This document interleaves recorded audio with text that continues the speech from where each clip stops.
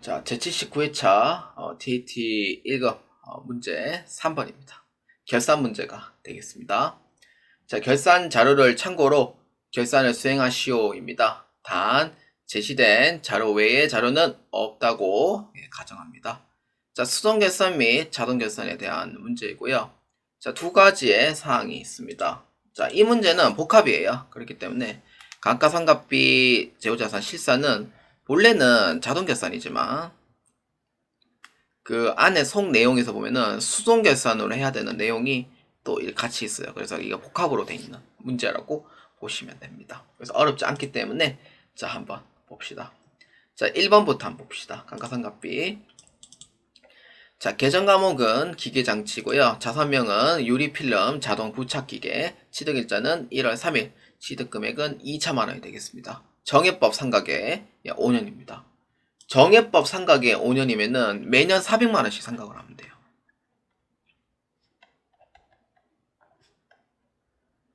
이렇게 보면 되고. 자, 그 밑에 이제 내용을 한번 읽어볼까요? 자, 보면은 정부보조금으로 구입한 기기장치에 대한 감가상각비를 계상하려고 한다.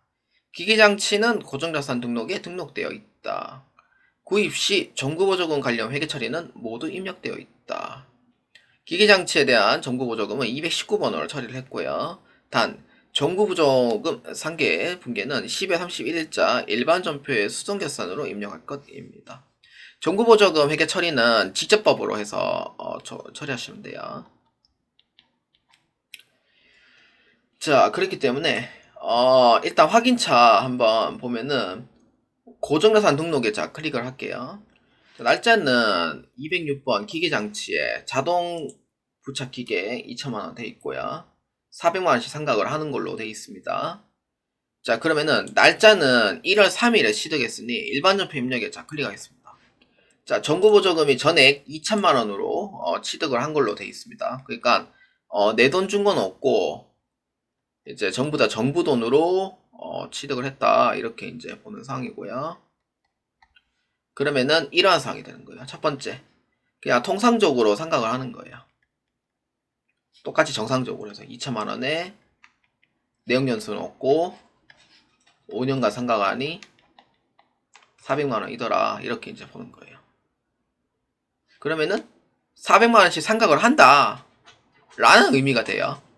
그래서 통상적으로 감가상각을 이렇게 하고, 두 번째는 정부보조금도 감가상각을 해요. 똑같이. 그러면은 이건 어떻게 계산하냐면은 정부보조금에 해당하는 금액, 그러니까 사업 목적이 있는 정부보조금을 취득한 금액 얼마 취득했어요? 그렇죠. 전액 2천만원이죠. 그러니까 이 정부보조금 금액으로 전부 다 기계장치에 다 샀다는 의미가 돼요. 2천만원치를 전부 다.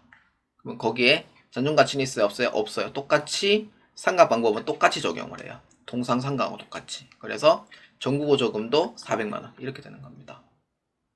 그래서 1번하고 2번을 동시에 적용을 해주셔야 돼요. 근데 1번인 경우에는 자동분계 형태고요.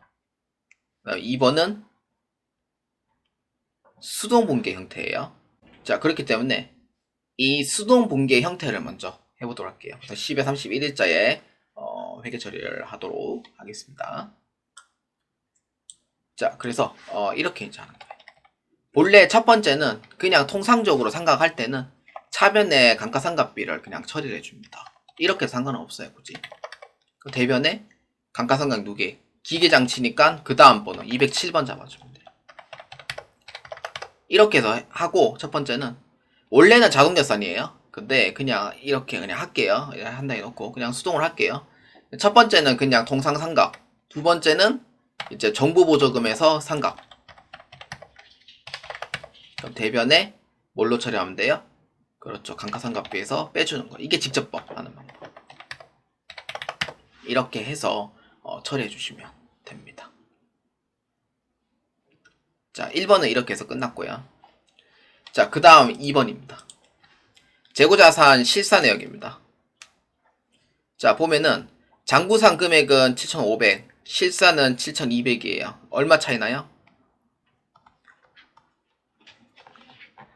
300만원만큼 차이가 납니다. 그러면 차이가 나면 자 거기에 재고자산 감모 손실돼요.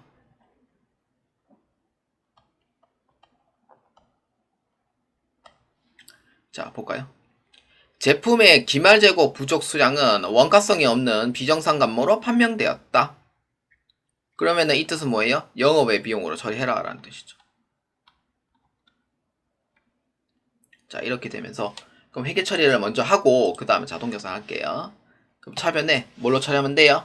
그렇죠. 재고자산 감모 손실로 처리하면 됩니다. 비정상적인 부분이에요. 그래서 얼마냐면은 300만원 차이인 만큼 없애주면 돼요. 대변에 제품으로 처리하고요. 반드시 타계정 조격 8번 눌러주셔야 돼요. 이거는 이제 판매 외 반출로 보기 때문에 그래서 반드시 타계정 의로대체 8번을 꼭 넣어주셔야 되고요. 300만원으로 처리하시면 됩니다. 이렇게. 자 그러고 나서 이제 전체 메뉴에 자 클릭을 해서 자 이렇게 결산자료 입력에 자 클릭합니다. 자 날짜는 1에서 12월. 자 여기에 보면은 밑에 이제 기말 제품 재고액이 있습니다. 여기 자 이 부분에 여기에 7,200으로 작성해 줍니다. 없는 재고를 넣어 주시면 안 돼요. 그래서 7,200 넣어 주고 그 다음에 전폐 추가까지 해 주시면 됩니다. 아까 감가상각비는 수동 결산했기 때문에 굳이 안 하는 걸로 하겠습니다. 그래서 일반 전폐에 클릭하면은 자 이렇게 이제 모두 다 금액이 넘어왔다는 걸 확인할 수가 있겠고요. 잘못했죠 제가. 잘못했는 부분 518번입니다. 다시 할게요. 518번이고 계산자료 입력을 다시 조회키 해서 이렇게 전폐 추가 다시 하겠습니다. 자 이렇게 해서 수정을 했어요. 제가 무의식적으로 818번 넣어버렸는데 518번입니다. 이거는 이제 그 제조에 관련된 518번이고 고정자산 등록에는 경비구분은 500번대라고 언급이 돼 있기 때문에 518번을 넣는 거예요. 그래서 이거를 만약에 잘못 넣어버렸으면은 나중에 실무수행 평가할 때 점수가 약간 좀 감소가 되는 그러한 사항이 됩니다. 자 그러고 나서 전체 메뉴에 클릭을 해서 이익, 이익여금, 처분계산서를 자 클릭합니다. 자 아니요 누르면 되고요. 자 날짜를 2025년도 2월 28일 2024년도 2월 28일로 해주고요. 전폐 추가 눌러주시면 됩니다. 자 일반 전폐 입력에 똑같이 조회키 눌러주면 되고요. 그러고 나서 전체 메뉴에 재무상태표 클릭합니다. 자 세무 1급은 대차 차익이 나도 그냥 무시하시면 돼요.